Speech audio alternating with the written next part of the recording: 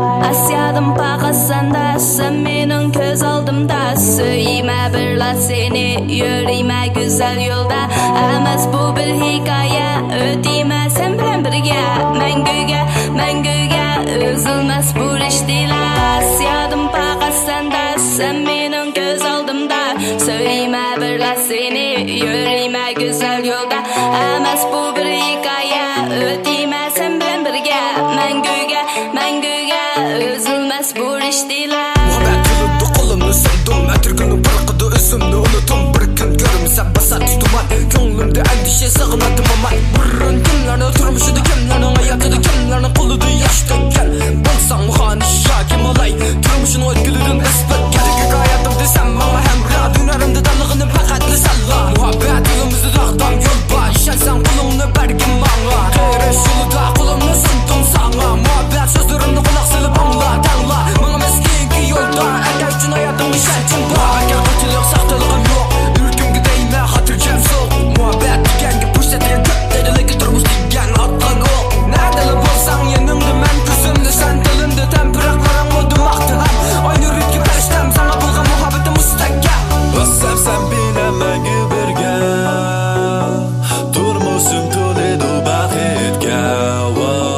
Xo'shallik sen bilen birge, o'raymiz seni atirgulga.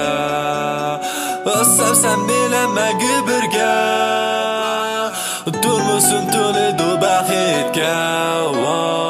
Xo'shallik sen bilen birge, o'raymiz seni atirgulga. Asyadım pakasanda, sen mening göz aldımda. Söyleme bir la seni, yürüme güzel yolda. Emas bu bir hikaye, ödeyme sen bilen birge. Mengüge, üzülmez bu riştila. Asyadım pakasanda, sen mening göz aldımda. Söyleme bir la seni, yürüme güzel yolda. Emas bu bir hikaye, ödeyme sen bilen birge. Mengüge, üzülmez bu riştila. Men mesme yolumu tutsam ılı öz asmınımda her gün öz. İşersen tındığım fakat sen üçüle emas bu qat'iy yalğan söz.